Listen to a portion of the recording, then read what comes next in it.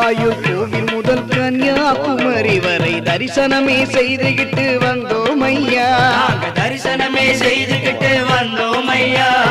எருமேலி பேட்டை துள்ளி சாமி துந்தக்கத்தோம் தோம் சாமி துந்தக்கத்தோம் தோம் எருமேலி பேட்டை துள்ளி வாவரையை வேண்டிக்கிட்டு தேரூர் கோட்டில் பொறி போட்டு வந்தோம் ஐயா.